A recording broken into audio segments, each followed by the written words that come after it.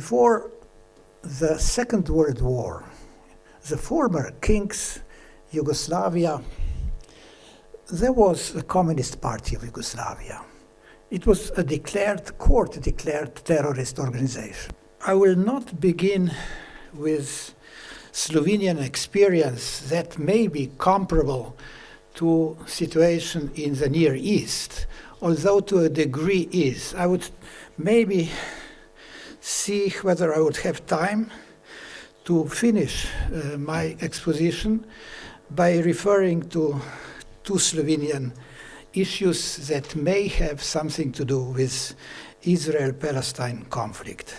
But as a lawyer and a constitutional lawyer, I think I would stick to the safe grounds and not dwell with economic, political, and other kinds of non-legal issues that are foremost importance in the Palestine-Israel conflict, which lasts now for, I would say, 70 years, and reached its peak with the 2023 assaults of Hamas on Israel and with Israel's defensive war against the terrorist organization that holds power in Gaza and still does to a degree.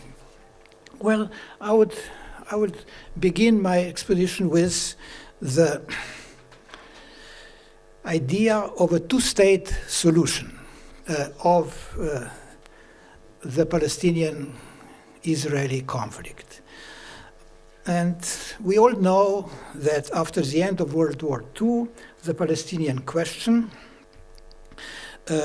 was shaped with the idea of establishing two states in Palestine, and this UN General Assembly resolution supported idea seemed pragmatic and to some extent also peacefully achievable. The long duration of military conflicts in the area of Near East from 48 until 2023 never succeeded in implementing any parts of the idea of a two-state solution. Actually, 2 years ago, it seemed that the idea is dead and that it cannot really, in one or the other way, be reasonably implemented on grounds. Well, even nowadays, considering how this idea could be realized in good faith with some trust achieved between the Jewish populations and Palestinian Arab population, we don't know. Well, we are honored that UN Secretary General in his support of the Berlin initiative that is taking place these days, presented his views on the conflict to be solved in a diplomatic way. At the outset of his letter to us, he commended a number of necessary steps for any kind of diplomatic solution.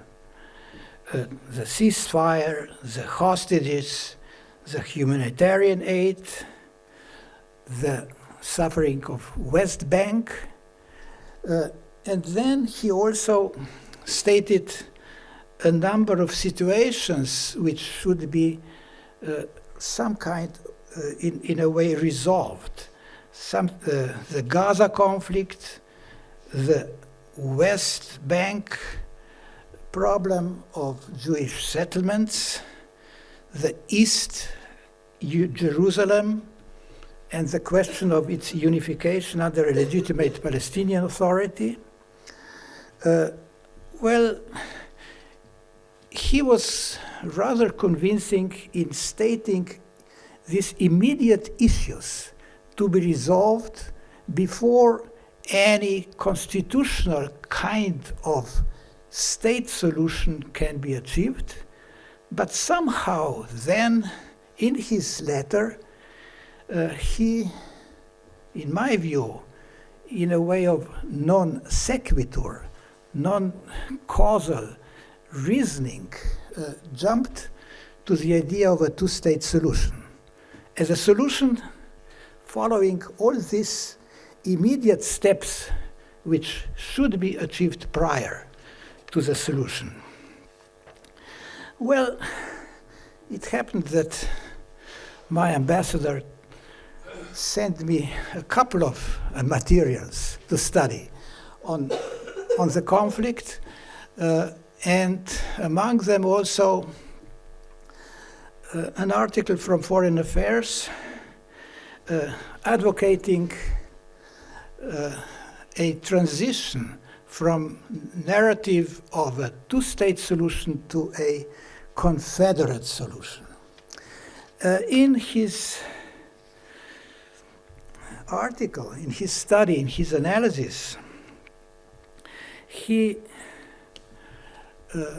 stated a number of reasons why a two-state solution for the territory between the Jordan River and Mediterranean Sea is dysfunctional, too rigid, and not allowing for constitutional resolution of multiplicity, complexity of issues arising from a structure of population between Jordan and Mediterranean Sea, which would be artificially divided into two states with two borders, two sovereign authorities, faced with a multiplicity of problems which have to be solved in a unique way across this very small territory. Now, it's in a very short manner, I would just list such problems that are not solvable in a two-state solution. Physical state border dividing East Jerusalem. The right to a nation's self-determination. From Slovenian case, we know that self-determination of a nation is rather convincing if the nation is prevalent and dominant and inhabits with one language, one territorial area. That's not the case at all of the territory between Jordan and Mediterranean Sea. The ethnic populations of various kinds are dispersed, and there are Palestinians who are living in Israel and Israelis who are living now and settled on the West Bank, and so forth. Then it is also in conceptual terms the paradigm of separation built into the idea of a two-state solution. And, well, it was already stated in this Berlin initiative discussion, where is the roots of the conflict in the area. The roots of this conflict probably should be defined by the way of each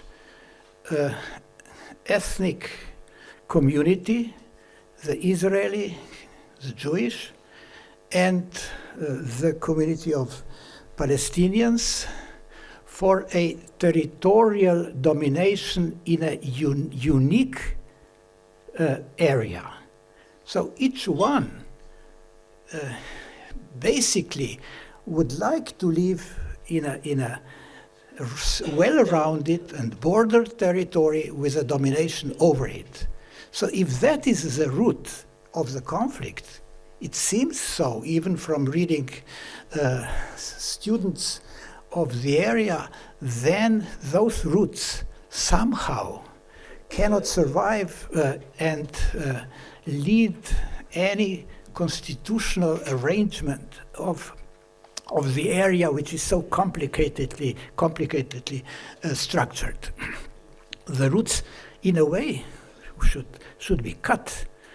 And another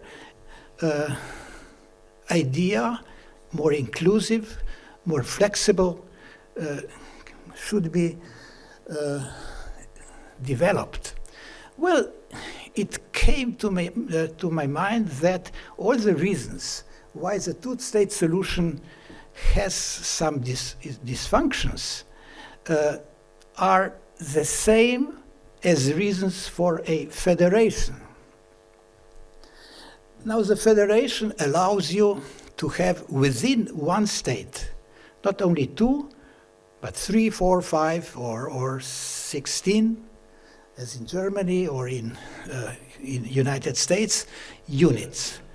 Now, here I dare, and I'm really humble and very, very, very cautious in stating that it might be possible for a constitutional lawyer to think of a United States of Israel, or whatever, United States of Palestine.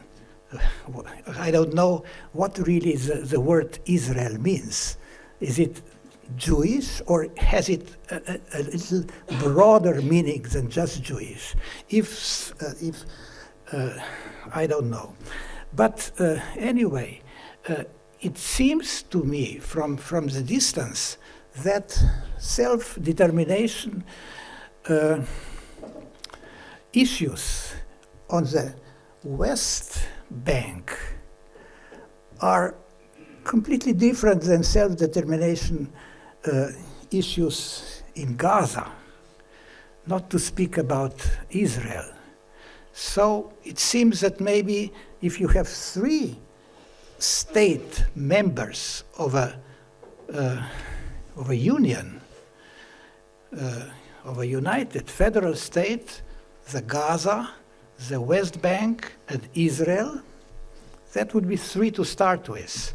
But then you have to come to a issue which is repeatedly stated. I don't know nothing about it except that I have been in Jerusalem. But if there is a mention of East Jerusalem as a capital of a Palestinian state, maybe state member of a federation, then why not? If East Jerusalem is within one state, although structured into federation. And why wouldn't the rest of Jerusalem be a capital of the Israeli federal state, or state member of a federation? Then you would have maybe something that would resemble the German example, where you have Länder, you have state members of the federal state of Germany, but then you have also, I think, three cities which have the status of a federal unit. So a city has the same authority and responsibilities, legal responsibilities, as the state members. So here we get to five federal units. I'm sorry for this bizarre expression, two Jerusalems, Palestinian and an Israeli one, the Gaza, Israel, and the West Bank. So if you have here 5 units of a United States of Palestine, let us say, which would be more acceptable to Arabs, then you would have 5 units represented in maybe a bicameral parliament in a Senate. And in a Senate, you would have 3 units of a Palestinian population and 2 units of Israeli, Jewish population. And with an equal representation, you would always have a Palestinian majority within the Senate of this United States of Palestine. And so you could afford to have direct elections for a prime minister, the executive powers, and if he or she would always be of a Jewish origin, then of course the vice president would have to be Palestinian. And then you would have a little bit of division of powers built into a constitutional order. Well, the constitutional order is probably something that may be achieved on the ground by some kind of popular acceptance of such an order by the 5 or 3 constituent bodies. And well, here I would end, if I have 2 or 3 minutes more, with a Slovenian experience.